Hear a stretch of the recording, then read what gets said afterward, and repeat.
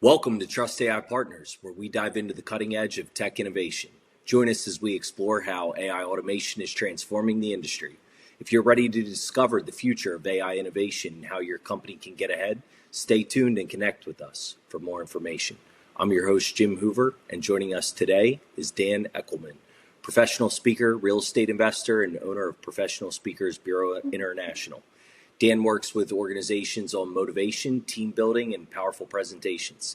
And he brings a deep background in real estate investing, financing, and working with investors. I'm excited to hear how your journey from real estate deals to building Speakers Bureau and training people to present powerfully is shaping the way you think about influence, opportunity, and the future of speaking.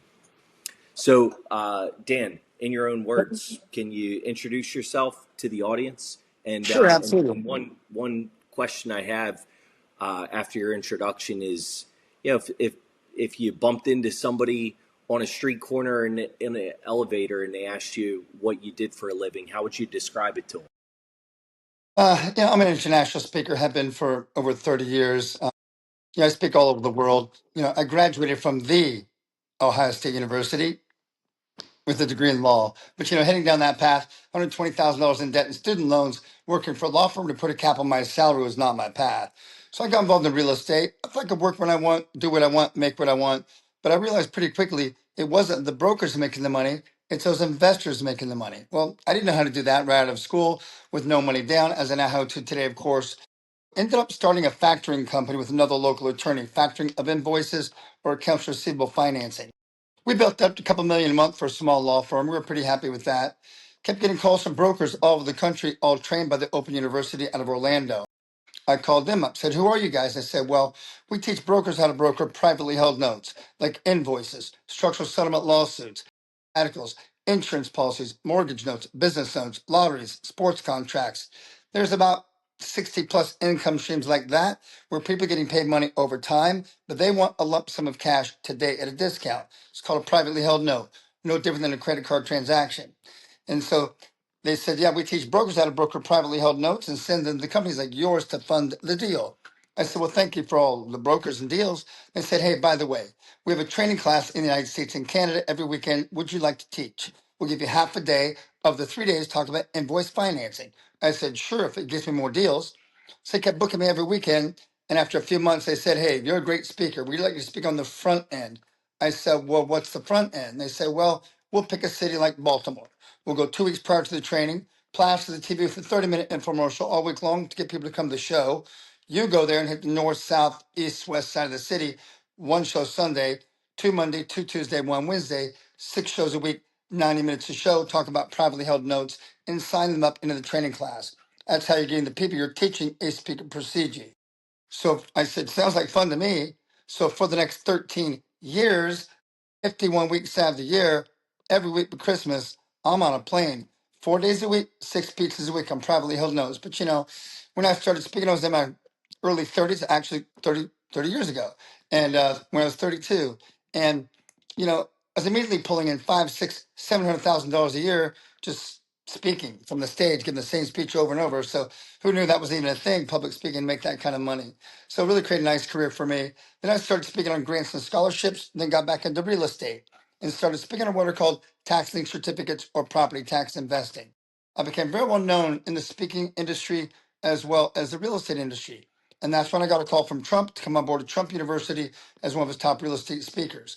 And regardless of what anybody thinks, likes, or dislikes about Trump or his programs, tax liens have been in our country for over 300 years, since before our Constitution. A phenomenal investment. Trump would put his name on it as a draw to get people to come to the show, branding.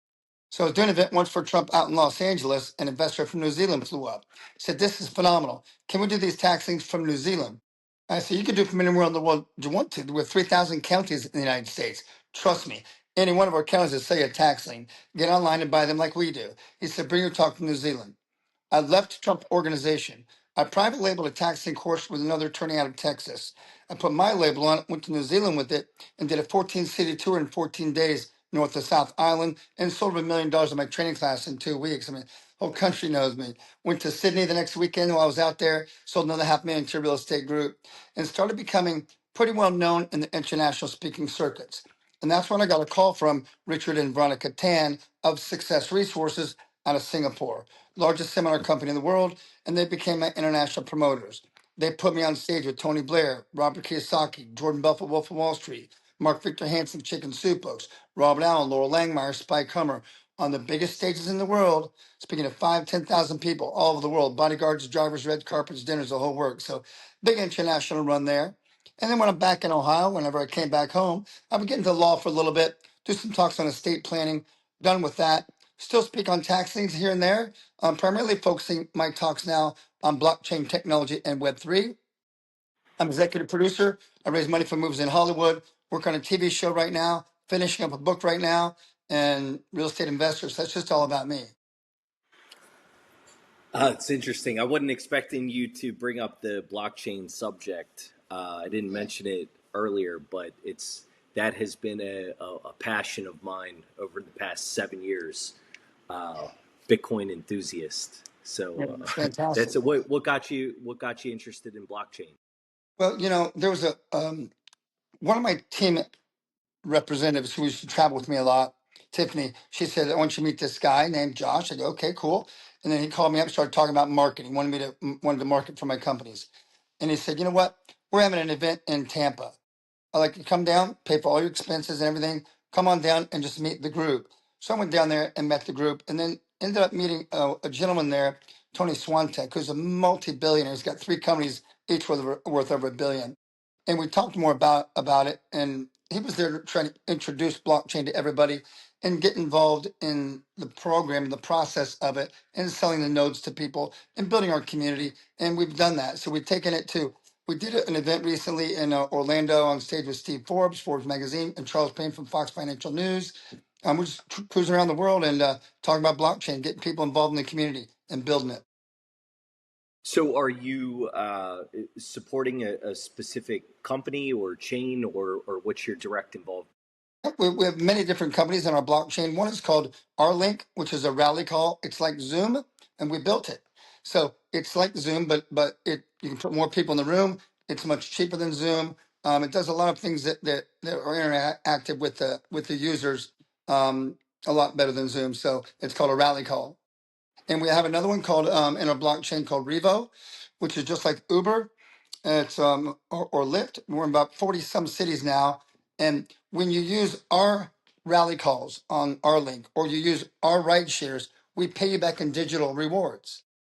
Zoom doesn't pay you any money. Uber doesn't pay you any money to use their services. We do. We pay in digital rewards. You can take those rewards and buy more rides and get more rides with it and ride for free. And we have a number of other companies on our blockchain as well. Okay. So is this a similar model or concept to the podcasting 2.0, like Fountain, or I'm not sure if you're familiar, but where they have a different model where compared to the traditional podcasting methods where it's basically built on advertisement. This would be more of a scenario where the user streams uh, payment to the content producer. Is it a similar concept? You mean through our blockchain? Yes. Well, it's not really. In our blockchain, we just do presentations. Say anybody want to buy in and buy a node, and that node obviously runs the network, right? So, Uh-huh. and then we just build digital currency around it, and people can buy in at whatever level they want to. Because for every 100 nodes that we sell, it goes up $1. So it keeps increasing the value of it, and then we cap it out at a certain point in time with our nodes in each of our entities in our blockchain, and then it just kind of runs itself and just pays you nonstop, constantly. So we've got it built really, really well. We've got a lot of other companies inside it, um, with human trafficking to from farm to table, all sorts of different companies in it. And you can also buy inside that whole realm a banking platform, which allows you to trade your rewards back and forth to each other in all of our blockchain companies. And what's the size and scale of that today? Um, I mean, we have thousands and thousands of people in our blockchain. So, and it's something, here's the thing about it. We all know what Web3 is and where it's going and what's happening to it. So like on a rally call. Well, let's go back to Zoom. On a Zoom call, they're recording everything. So, we don't do that.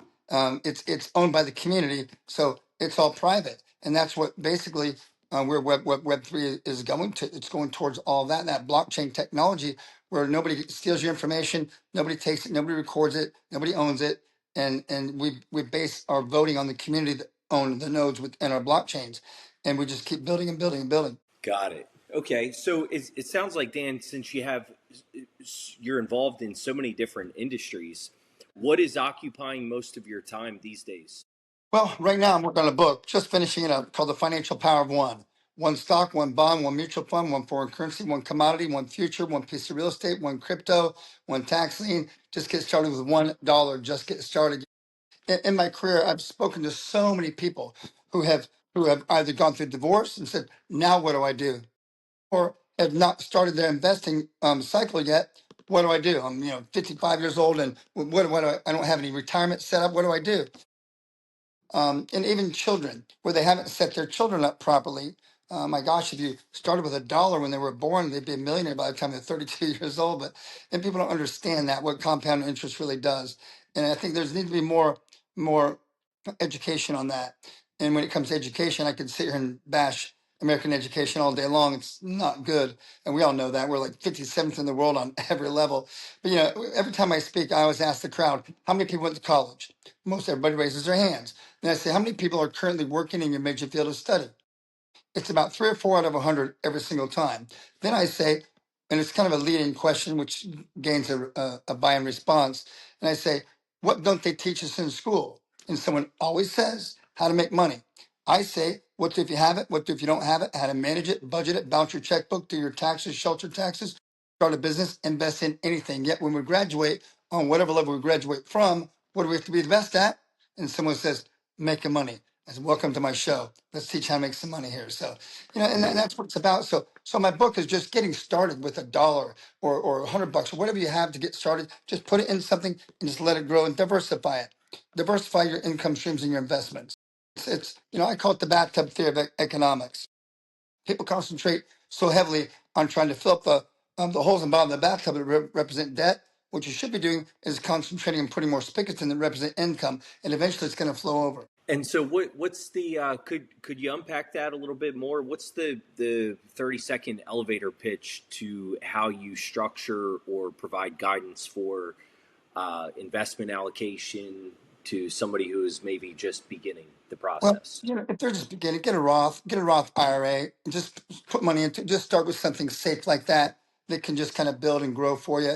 And then as you start making money, take the money you're making using compound interest and take your profits and put it into something else. But number one rule in investing at all is track your investments. There's a pattern and you can track it. I don't care if you have foreign currency, I don't care if you have crypto, I don't care if you have stocks or options or whatever it might be, but track them so you can see which one's doing better, which one's not, where's the risk, where isn't the risk, and then take your money and kind of move it around a little bit. So you're going after the ones that will provide the greatest return with the least amount of risk. Yeah, it's always dumbfounded me in a way why there is such a lack of financial education in the traditional public schools. Like, why is that not integral with the Well, system?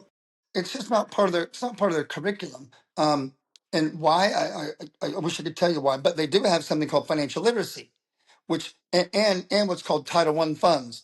The federal government gives somewhere in the neighborhood of $16 billion to underprivileged schools to teach them anything outside the curriculum, not math, science, geography, history, or English, whatever it might be. But here's what they don't do: they don't go find us that can teach them that. They focus on the internal curriculum and not external. They wait till we find them and go to them. It's public record. You can get the name, number, and address of every single school in the United States of America, the principal and the superintendent. Send them a proposal. It's money that sits here in buckets and goes unused. There's a speaker out of Dayton, Ohio. He has one book called The Encouraging Parent. Taps into Title I funds, makes for $1 million a year just speaking to schools in the auditorium and the gym. It's free money. It just sits there. So all these things are out there, and they do a financial literacy program as well to teach schools about financial literacy. I think it's going there a little bit more and more and more as I read more up on it, but we're so far behind on all that. And I don't know. I think a lot of it has to do with economy, inflation, your family's ability to be able to take that money and invest it for you, when instead of the parents taking over your $5 an hour that you're making at the pizza joint and put it in their own account, and not really controlling it. So I think parents have a lot to do with that, where they should set their children up early and let it grow and do not touch it. There's long terms and short term hold, but just don't leave some in there that will have a long term hold for you. But you also have to have the short term that you can kind of flip a little bit here and there and create some sort of residual income on it, because it can be done. You just have to know how to do it. They just don't teach that. It's funny. I call it the circle of success. We go out and we get a little bit of knowledge, and then we have to practice it, and then we get a skill, then we get an attitude, then we go back, get a little bit more knowledge, we practice it, we get a skill, we get an attitude. It'd be great if everybody could start with an attitude, but not everybody can. Not everybody has that discipline and drive to start out with that kind of an attitude, especially if you know nothing about what you're doing, whether it's investing. And another thing I always say, if you don't know anything about it, don't do it. Don't invest in it. Learn about it first. But then you have to follow that circle of success and keep doing it over and over and over until you get it. And once you get it, go back and get a little bit more knowledge. And back to education, we start at what? Nursery school, then kindergarten, then grade school, then middle school, then high school, and then master's, then PhD. And after what?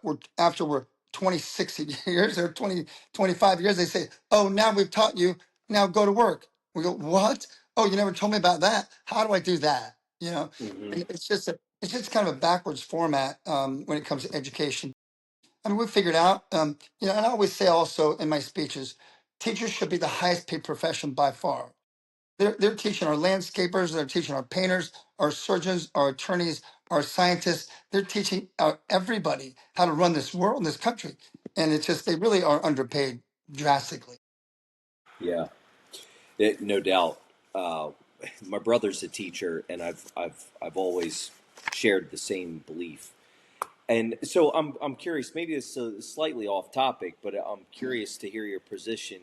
So I pay attention to things like uh, indicators in the economy involved with, for example, cost of living has never been higher.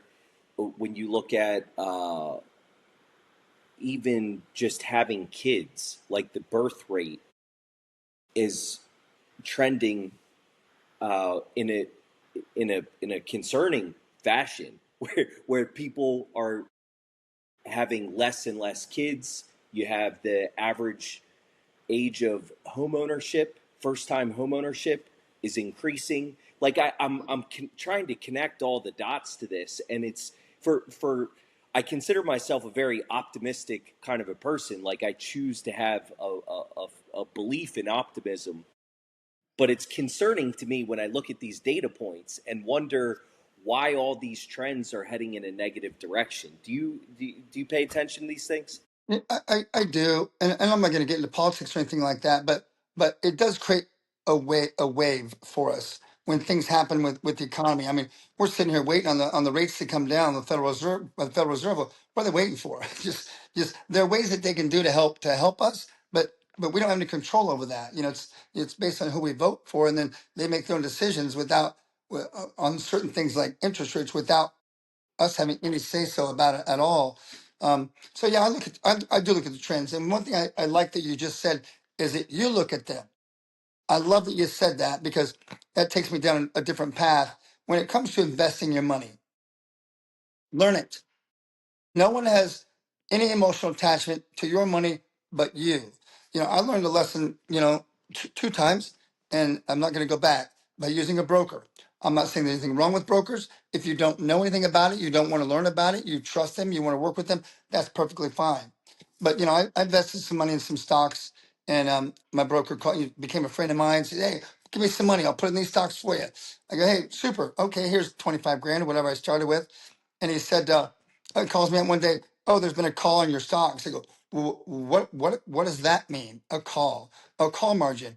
Nope. Don't even know what you're talking about.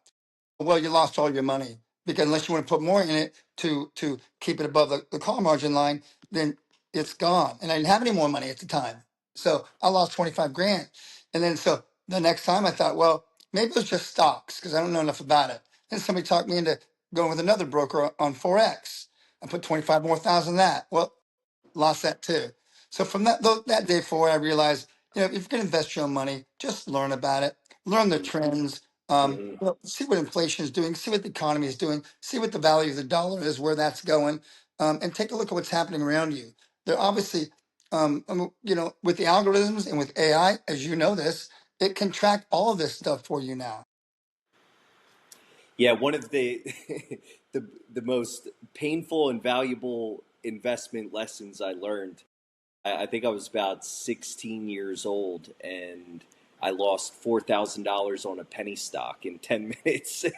Yeah. And it was I can remember that so vividly, but it really it set a path forward into understanding how and why investment works and how important the strategies are. The stock market's returned 7% return on the average of the last decade, which is pretty good. I think it's okay if that's what you want. If that's your path you want to take, a 7% return. But I talk about that when I talk about tax liens. And I say, who's got money in the stock market? And they raise their hands. I just take a pair of dice out of my pocket, throw it down the middle of the aisle. I says, go to Vegas, baby. I go, Hmm. yeah, you probably make a lot more money with less risk when you go to Vegas. And then I say, I create something called a wound and heal technique, where I say, who's got money in a money market or a CD or even stocks? I go, how's that working for you? They tell me it's not. So isn't that funny? They have their money in there, but they're sitting there telling me, well, it's not working. We're earning a point and a half. I go, then why do you have your money in there? Would you rather have your money earning a point and a half in CDs or money markets or even stocks, 7% return, where you can put it in a tax link certificate bucket, earning 24, 36% return on your money, mandated by the state, backed by federal government, collateralized by real estate? They go, oh, we'll take that one. And then they Yeah. from a program. And it's just to learn it. We're not taught this stuff, like I said, in school, but you have to learn it. And public speaking has taken a turn over the last 10 or 20 years, where it's not about that pump 'em up, raw, shot in the arm motivational talk for 90 minutes. Then we walk out of the room, you lose that motivation 90 minutes later, it's gone. It's not about that much anymore. Now, we as speakers have become the higher learning and higher education of companies to teach them things, whether it's investments, whether it's communication in the workplace, whether it's happiness, whether it's diversity, whether it's sales, whether it's branding, marketing, whatever it might be. We go there and teach them that. And that's what they pay us speakers to do, because we have knowledge and background in those areas of what we've gone, the success we've created, to know enough about it, to talk about it, and educate them properly. How do you think about or incorporate inflation into investment thesis? Well, inflation isn't something that it's not like a stock. It's not going up and down, up and down, up and down every single day. Inflation is almost, I'd say, predictable.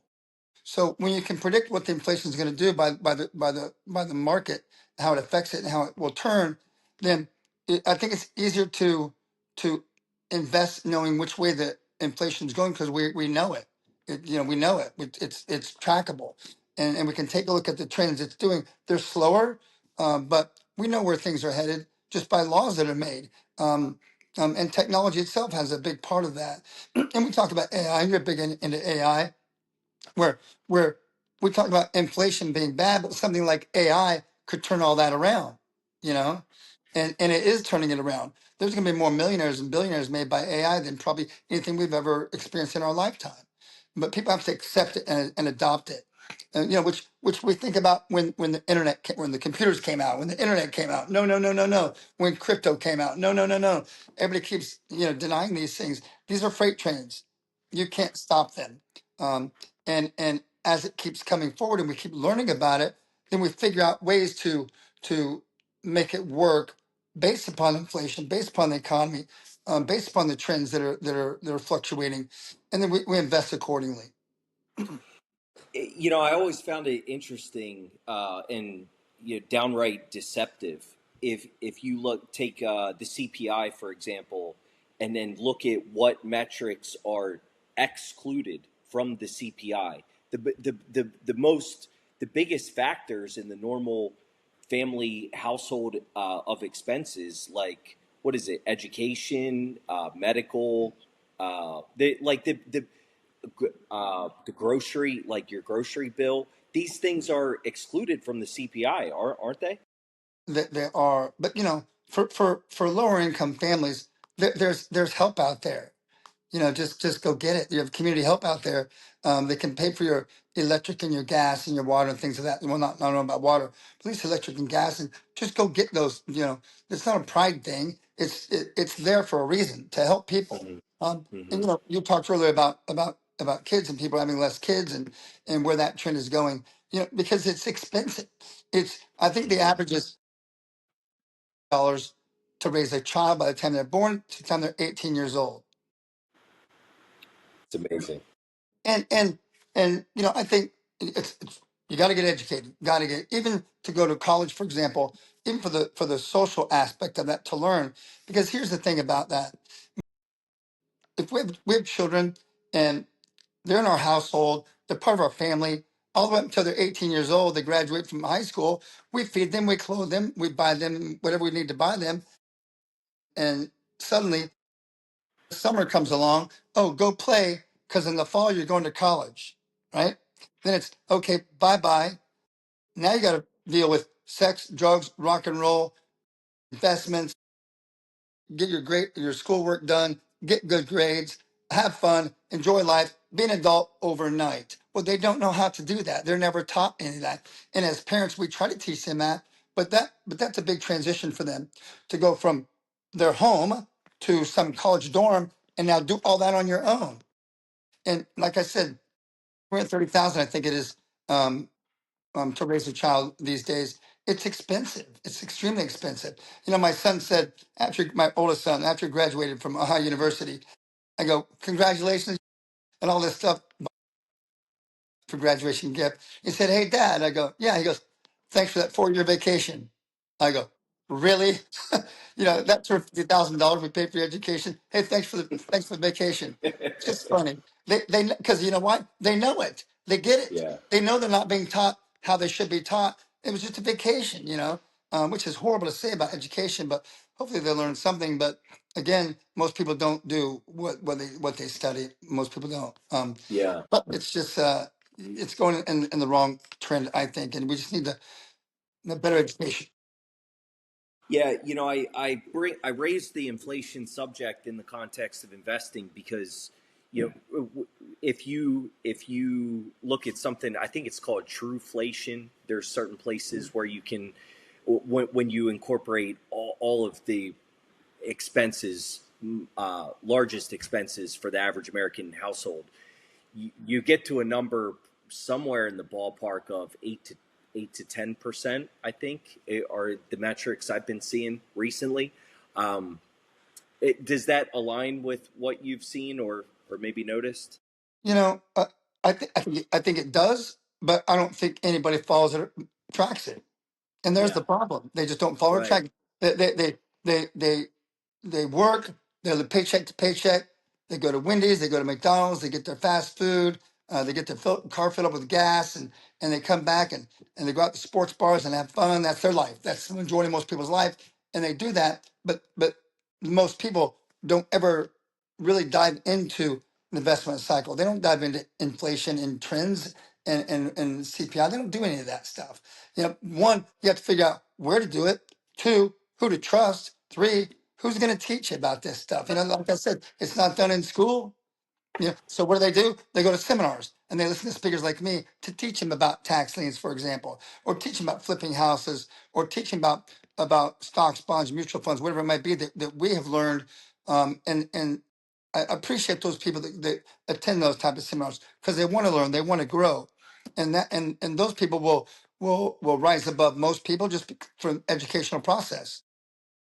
So, what's the strategy on tax liens?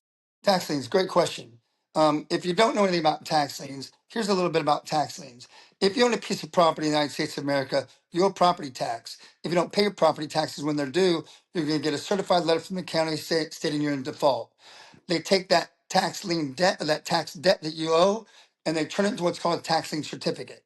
Anybody, so for example, if you owe 5,000 on your property taxes, you didn't pay it, then then you're going to get a certified letter from the county stating you're in default. They take that $5,000 debt, turn it into a taxing certificate. Anyone in the world can buy a taxing certificate, no matter where they live, in any one of our counties, in any one of our states. They buy a taxing certificate. Now, what that means is that automatically by law puts them in a first thing position ahead of the bank, ahead of the IRS, ahead of everyone on your property. Each and every state has what's called a redemption period or like a grace period. So for Ohio, for example, it's 1 year. If you buy, and Ohio has an 18% return on your money. So if you buy a taxing certificate like mine, I didn't pay my property taxes.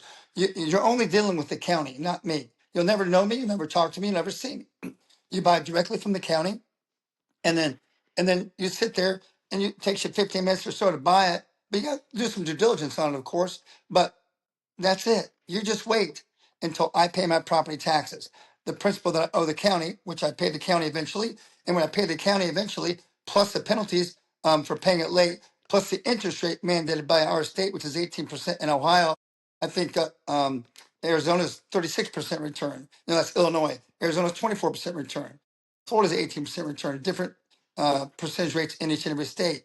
But once I pay my property taxes plus penalty and interest to the county, they just pay you all of that money because you've already paid my property taxes for me to the county. So you basically factored that invoice for them. And so that way they can take that money and put it towards schools and roads and police departments and all the bills and fire departments, all the bills that they have to pay. And so, but here's the kicker.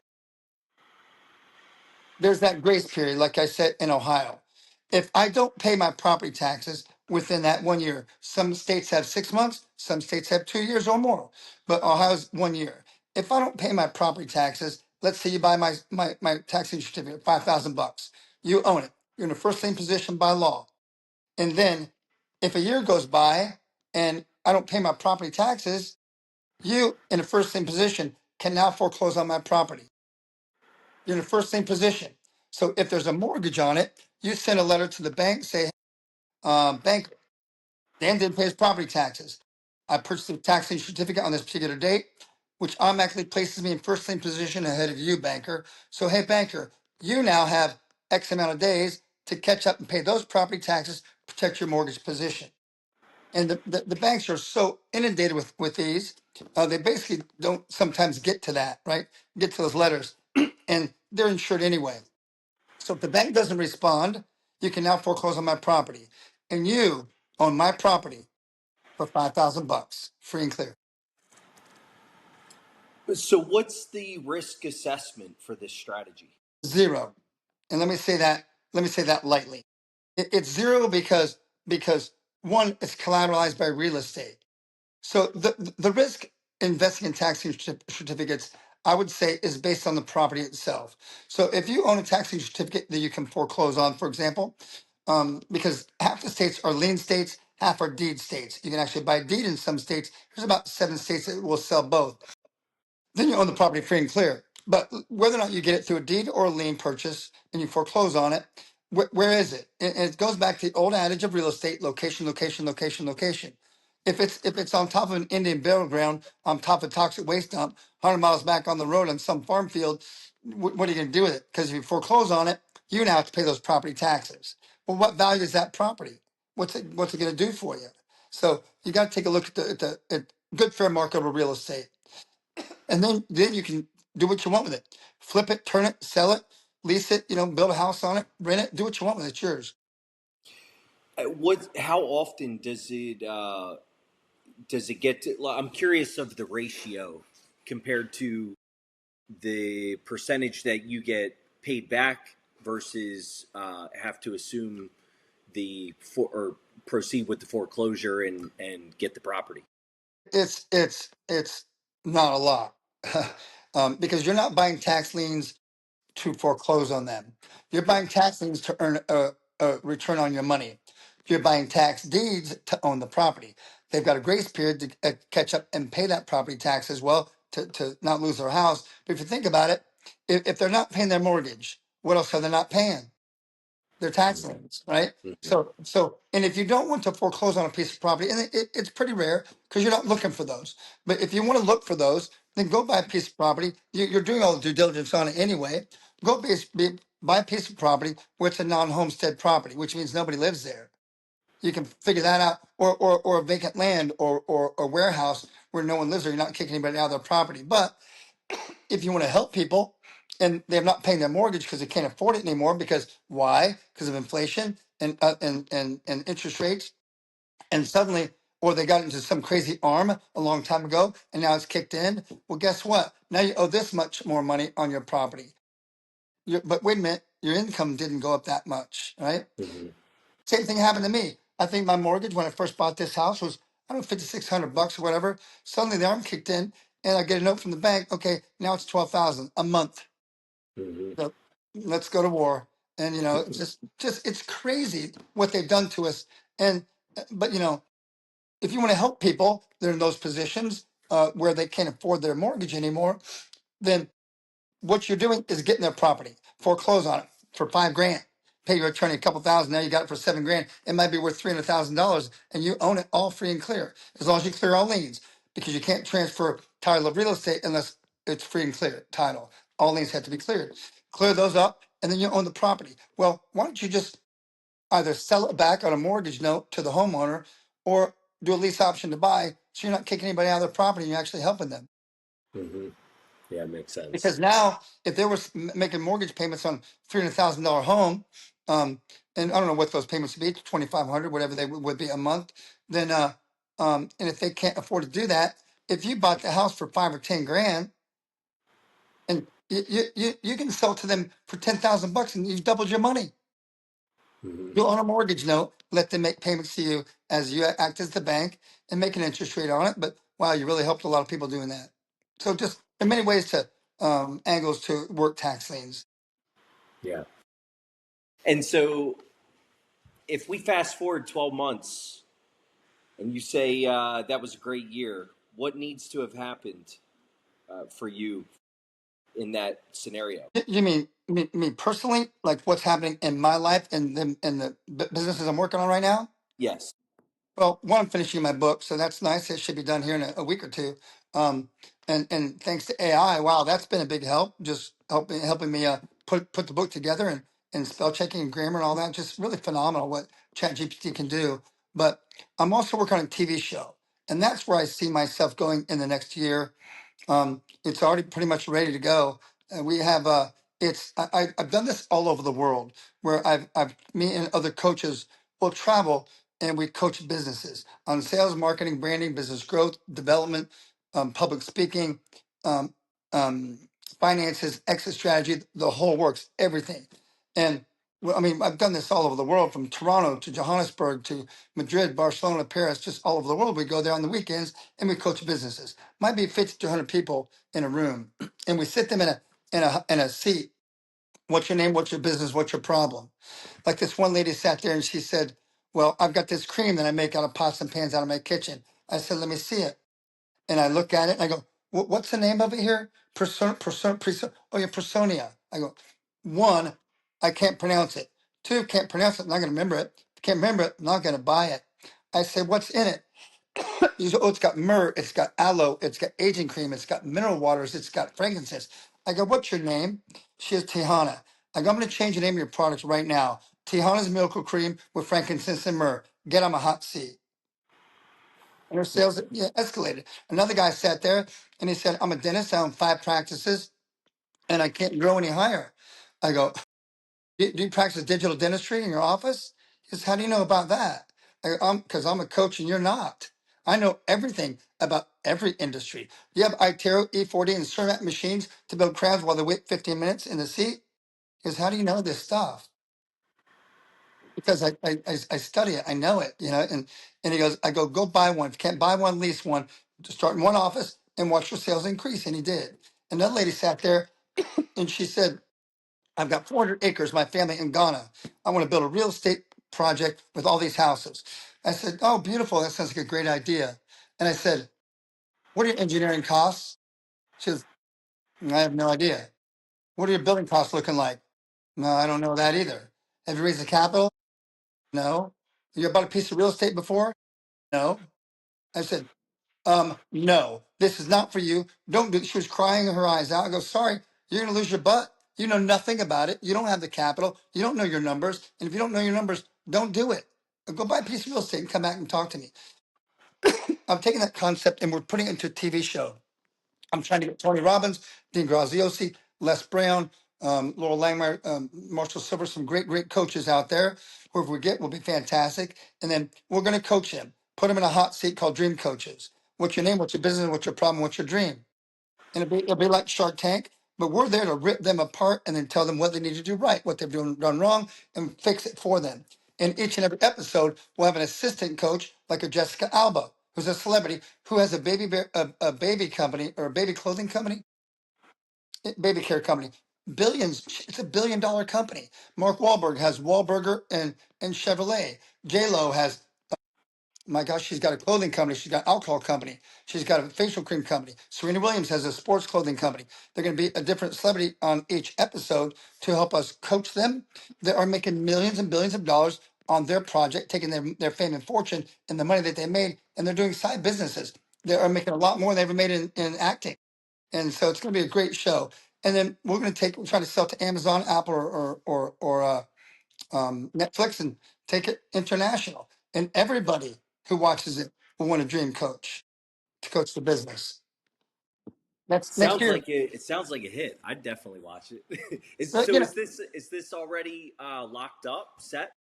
oh, yeah, it's we're copywriting it now. I'm working on a producer from Hollywood. He's on the board of directors of the Emmys, and I got to go out there and sign here in a couple weeks and get that all set. And we just have to film it. So speaking of AI, I'm trying to talk to my producers about either paying for everybody to fly to Hollywood to film the pilot, which is going to be a lot of money, and the pilot itself will probably $250,000 to film that pilot, or just get avatars and make a set with avatars, a set like Shark Tank, and make avatars talking to each other and coaching each other and coaching the entrepreneur. Yeah, I don't know why we need a to do a live pilot. Yeah. And No, once we sell it, it's interesting. then we're going to go live. Once we sell it, we obviously have to go Hmm. there and in studio and do the shows. I think it's, the Shark Tank's great. Love it. We all like it. It's fun. It's fun to watch the different products and services, but it doesn't really help the viewer, Hmm. right? I mean, Yeah. this, everybody who watches this show is going to get coaching while they watch it. Okay, wow, that's a great idea. I use that for my business. So that's going to help people. Dan, you mentioned Les Brown earlier. He's one of my all-time favorites. You ever hear the speech that he did? If you want a thing bad enough, you're willing to fight for it, to work day and night for it, to give up your time, your sleep. Your Yeah. sleep. It's one of my all-time favorites. Yeah, I he's remember great. doing that in a few sales meetings. Yeah, he's great. And it's that kind of information that speakers can provide to people to really pump them up. Um, uh, this one guy, one time, we do something called cold reading. We go out in the crowd and we just kind of, you know, hey, what's your name and what's your job and what are you doing here? This one guy says, well, I'm a nurse and I've been a nurse for 32 years. I go, why are you here today? To change my life. I want to do something different. I think I've given enough to nursing that I'd like to move on to something else and try something else. And I go, beautiful. What a great decision. You felt like you're given enough. Yes, absolutely. So you think that you're ready to take that next step to move on to do something different. Yes. Quit tomorrow. He goes, what? I go, well, wait a minute. You just said you're here to change your life. How you can do that unless you take the next step? Quit tomorrow. Hmm. He goes, I can't do that. I go, then get out of my room. I go, what are you doing here then? You just told me you could, you want to, but here's what keeps people from taking that next step, right? And getting started. I go, quit tomorrow. And you know what? He did. And it's like calls me up, wow, you changed my life. I didn't change your life. You did. Yeah, another guy and did the same thing. He said, came up after I'm done speaking, he started crying. And I said, what are you crying about? He goes, I'm a coal miner and I take naps against the wall, eat my lunches as I walk through the mine. I see light 1 hour a day. I said, and why are you crying? I go, you want me to feel sorry for you? Because I don't, because that's your choice. If you don't like what you are doing, do not do it. Those people that come home every single night from work, sit at their dinner table. Oh, I hate my job. I hate my boss. They're such a jerk. Oh, I don't make enough money. I hate it. They don't, I get two 15-minute breaks. I get a half-hour lunch, two vacations a year. It's ridiculous. I can't. Well, hold on a minute. You chose it. Don't you dare complain about what you do. That's your choice. It takes me to the story. This this guy, just random example. This guy gets up, he gets his clothes on, eats his breakfast, grabs his keys off the table, goes out to his driveway, starts his car up, drives out, drives down the road, takes a left at the stop sign, a mile down, another right next stop line, another left, and he's at McDonald's. He pulls in there and he says, "Yes, I'd like an application." And they said, "Yeah, sure. Here's an application. Here's the pen. Here's the seat. Fill it out and bring it back to us. No problem." They fill it out. They bring it back to the manager. He says, "Looks great. You're hired." And you said, "Thank you." Don't you dare complain about that job. You chose it. If you don't like what you're doing, do not do it. It's that simple. Have you ever heard of a speaker named Larry Winget? It sounds familiar. I can't think of a picture though. He's got some phenomenal content, but he's controversial because he's very in your face, and but he has one of his seminars is basically like, if your life sucks, it's because you suck. All It's right. like that type of, but it makes you think, right? But it's along the lines of what you're talking about, which is extreme ownership and accountability. It is. When I was speaking, my numbers, we had 32 speakers with this one seminar company I worked for 20 years. And we did $290 million from the stage, just speaking and signing up in the classes. And I was breaking every record with the company of all speakers. And then my numbers started dropping. I didn't know why. Same speech I give all the time. And I hired Dr. Donald Moyne, who also taught Tony Robbins. Flew out to my next city. The guy took a million notes. I've never seen anybody take that many notes. I said, "What's the problem?" He goes, "Have you looked around at your audience while you're speaking?" I go, "Yeah, I have perfect eye contact with everybody." He goes, "No, you don't. Have you really looked at them?" He goes, "They're crying. Some people in your audience are crying." He goes, "Listen, they're not coming here to get beat up by you." Because I was get this attitude, I get this ego. I'm breaking every record as a speaker, making all this money, and I'm just ripping them apart about the stock market. Why you put your money in that? You're losing your money. That's money for your children. You could go to college, blah blah. That should go into a Roth or should go into whatever program. And he said they're crying. They don't come here to be told by you all the mistakes that they're making. And that's why the thing I told you earlier, we created something called a wound and heal technique. Let them tell you what they've done wrong, and then let them tell you where they want to put their money. And my numbers increased again. And it's so funny because when it comes to public speaking, I use a lot of neurolinguistic programming and Pavlov's theory of cognitive behavior. So I get them to respond and nod their head and raise their hands and until they're conditioned to go sign up.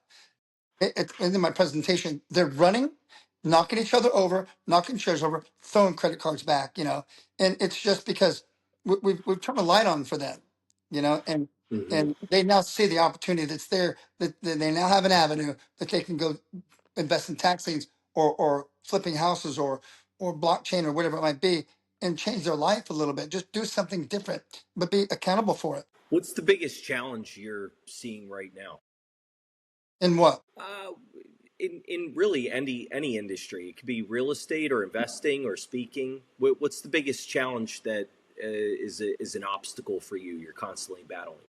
Well, I think the biggest challenge overall is it all boils down to marketing. Every business is a marketing company, and they don't realize it. If a client can't find you, they can't book you. Period. Hmm. If you got a product or service to sell or an idea, you got to market it. You got to market it. The problem is we don't know who to trust. All these programs on TikTok and this and that. Oh, do this. We'll give you a million views. Blah blah blah. And you contact them and they say, "Oh, you don't pay us until you get clients." Then you call them, do a Zoom call with them. Oh no, there's an upfront setup. Whoa, whoa, whoa. No, hold on, that wasn't part of it. There's so much lying and deceit that goes on out there. It's hard to weed through all those and figure out who's legitimate. That's difficult. And so, how do you approach your marketing strategy for any of these industries? You know, it's specific to different types of companies. You know, I mean, like uh, with my bureau, Speakers Bureau, it's been around now for 47 years. So we don't really, we tap into our database that's been around that long. And SEO, of course, is pretty much what we really count on. And there are ways to get that built up on Google. So you come out on number one. And that's, for any company, that's where you want to be. So there's always, and that's just work. There's no flip the switch. You can't just flip the Mhm. switch and be at the top of the program. But and it depends on what industry it is, and it depends on what product it is. Not only do I sell financial products to help make money, I own a bureau. I invest in myself, working on TV shows, raise money, raise capital, and it's just think about public speaking is that you meet so many people and everybody has great ideas and great opportunities. You can explore those. But again, finding out which one is the best one is hard to figure out. Like I said, this one girl the other day said, I want you to help me with this investment. I go, what is it? It's just some widget, whatever. This guy turned me on. It does this, it does that. And I go, okay, let me ask you a question. And this back to the challenge that you talked about. What do you know about that widget? She says, I don't know anything about it. I've never even heard of that little thing that he's selling. I go, then why would you invest in it? What if something happens to that guy selling you his widget that's going to make you this amount of money? If something happens to him, whatever it might be, gets hit by a truck, um, whatever, then what? Where's your money? It's gone because you don't know enough about it. The same mistakes I made when I invested in stocks and Forex, I knew nothing about it. Don't invest in something you don't know anything about. And that can become a challenge. So just educate yourself. And I think that the challenges you face will be less and less and less. And there's great opportunities out there. And we can take a look at TikTok, all these young people making a lot of money, all these different programs, if they're true or not. But whether it's affiliate market program or whatever it might be, just learn it. If they've done it, then you can be successful at it. I woke up one day, I realized two things need to happen in my life to create success. One, I need to find one thing only, never give up, never look back. Two, I needed some help. Is it okay to get help? Absolutely. It's okay to listen to Richard Branson, Elon Musk, or Jeff Bezos. It's okay to follow in the footsteps of people who created success in their life.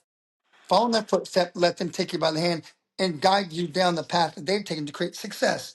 And you follow in their footsteps, you're going to create a level of success yourself. Mhm. Maybe not on that level, maybe on that level. But we have to sit there and think. I talked to a friend the other day about this. How is it that some people, paycheck to paycheck, can't pay their bills, don't know how to do it, what to do, how to get out of that hole, that rut? Here they are. Then you got these people over here who are multi billionaires.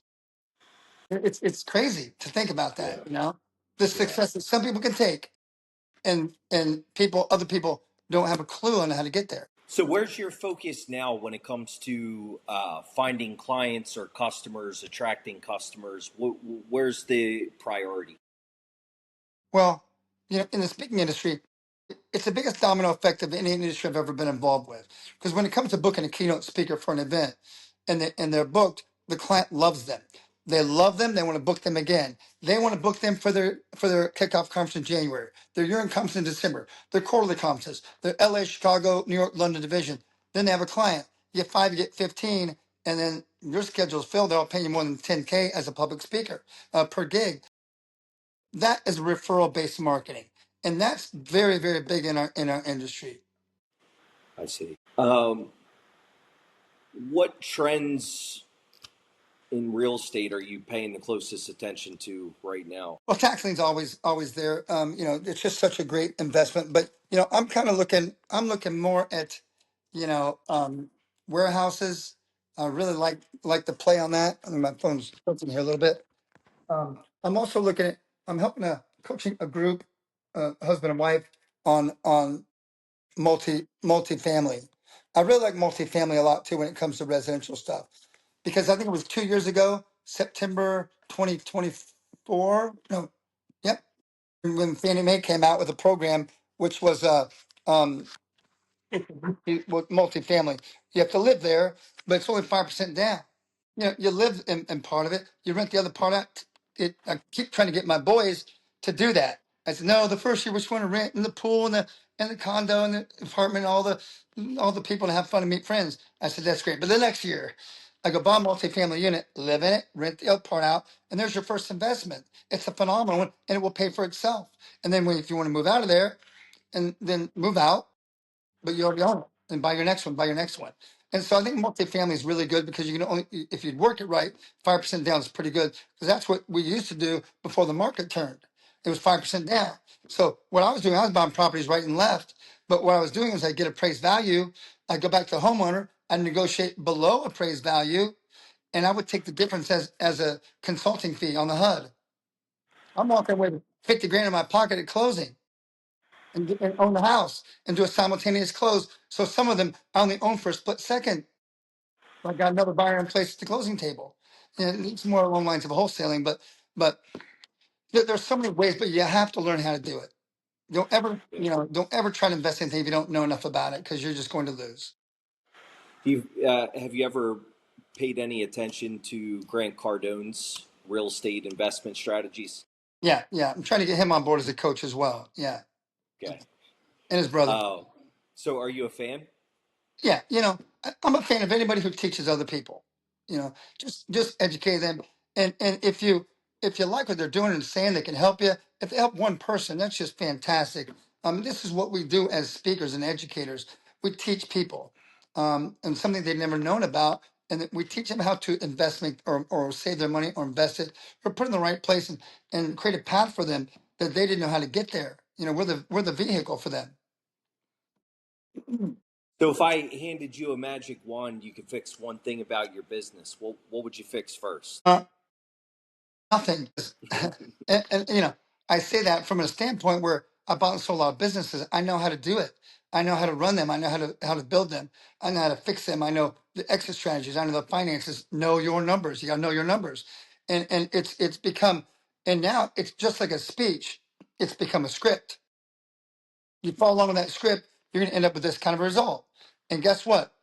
Follow again the same steps, you get the same result. And yeah, we're learning every single day, obviously. But to change something, I don't know what that would be because it works. So a good example was when I was on the road for 13 years every weekend. My crew was with me, and we go to dinner after our speech. And I go, tonight's speech, do something different. I go, no, why don't I do something different? At an hour and 3 minutes into my speech, I'm in the same sentence, I'm in the same word, same part of the stage, same gesture every time. They say, just say the word flabbergasted. Say one word differently. And so, okay, fine. So, and this investor is completely flabbergasted by this investment, and they're in the back of the room snickering. He said one word different because it was that scripted. And that's how to treat a business. You got to, it's a scripted format. We follow along a certain level of success with it. You realize, okay, wow, this business has now provided this amount of return for me. If I take this business and I follow in these same footsteps, it's not the business. It's not the type of business it is. It's a type of structure and how you're structuring a business. I don't care if it's dentistry. I don't care if it's landscaping. I don't care if it's AI business. I don't care if it's marketing, sales, branding, whatever it might be. Whatever your business is, if you follow a pattern that works, keep following that same pattern. It's going to continue to work unless something changes. So when I speak, in every single business there are constants and variables. Agreed, right? Yeah. Certain things can be changed, certain things can't.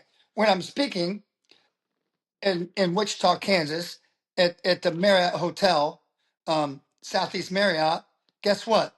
Same city, same hotel, same drive from the airport to get there in the van.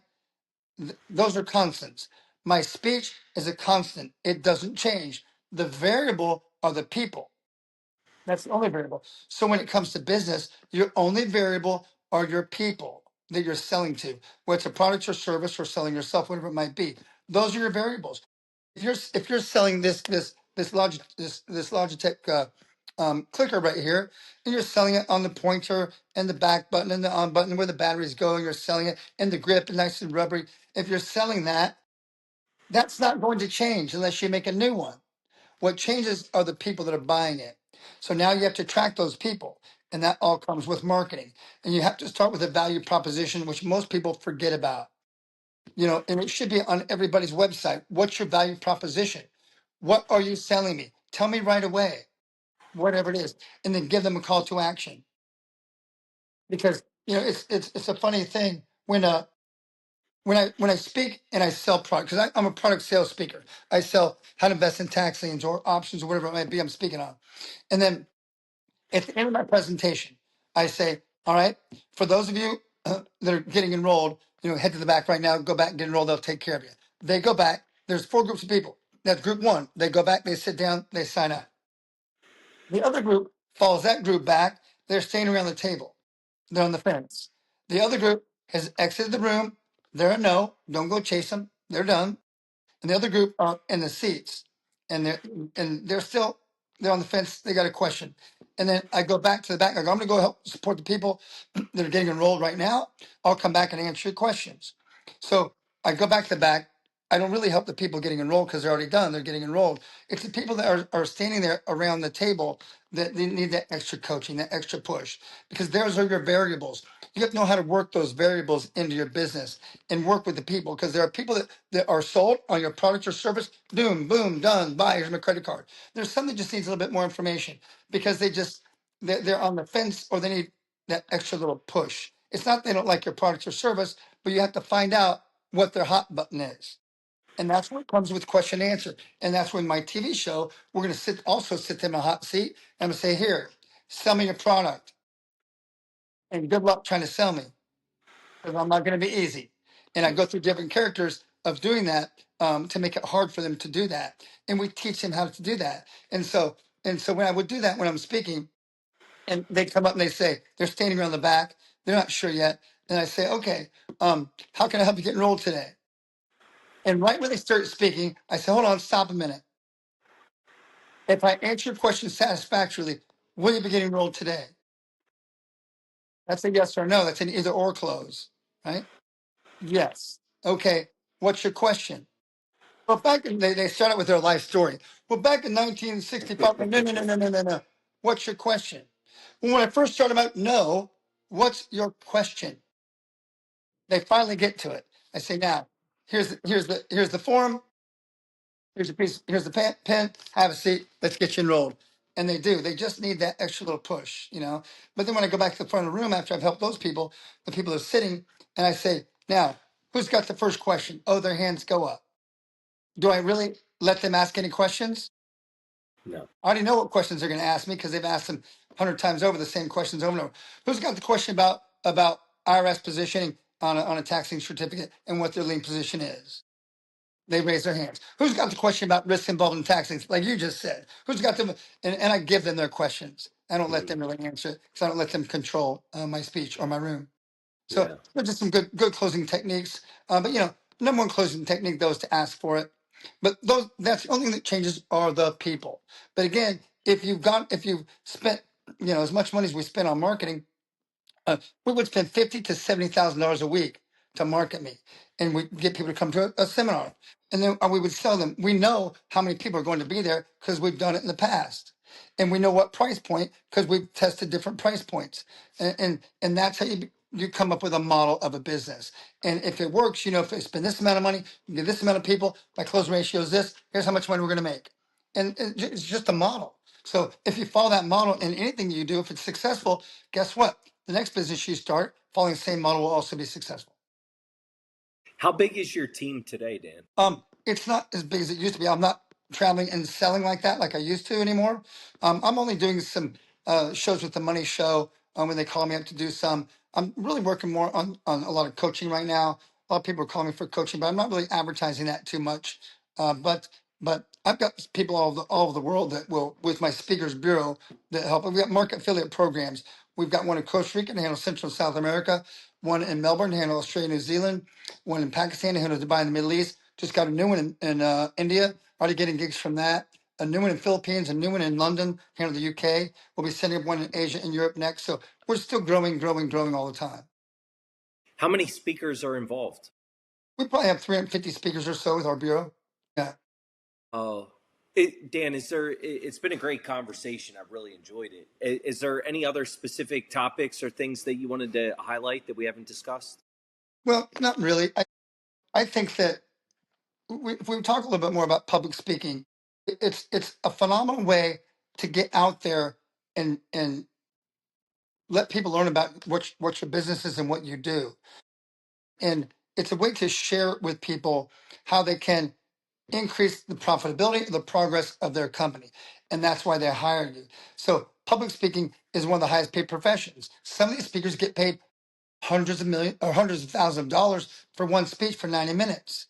And people don't understand that. So when I did a gig in Auckland, New Zealand, there's 500 people in the room.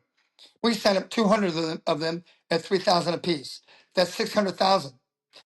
I split 50-50 with my promoters. I made $300,000 in 90 minutes of speaking.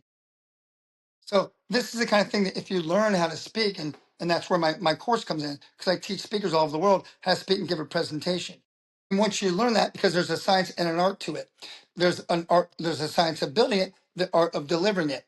And we've heard it all before. Oh, I'm more afraid to speak than I am to die, which is crazy. And it just, there's a technique to it. There's a way to learn how to do it, and you can do it. I've had speakers in my classes before shaking so badly, they had to hold on to the table, they were going to fall over.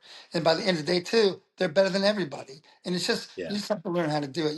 So if you can learn how to speak and get out there and talk about your business, that's a great way to market it as well. Dan, if people want to connect with you or get more information, what's the best way to get involved? Sure. If they want to learn about me, myself, and just all about me and my background, they can go to my website, which is daneckelman.com. Don't spell the last name wrong. It's Dan Eckelman, Eckelman, not L-E. So daneckelman.com. And you'll see that my background, my history, my work experience. You'll click on the pictures. You see all the celebrities that I work with. A lot of celebrities. Hollywood's kind of a playground for me. And it's just fun to work in that arena. And then my other website is Dane Wealth, which is my first name and last initial, D-A-N-E, DaneWealth.com, which is my tax lien courses. And then, of course, Professional Speakers Bureau International, the URL on that is terrificspeakers.com. If you want to book a speaker for an event, or if you want to be a speaker, we can help you get there. All right. That's it for the episode of Trust AI Partners, where your competitive edge begins with insight. Tune in for the next conversation on the future of innovation. Thanks Thanks so again, Dan. much. Thanks for having me.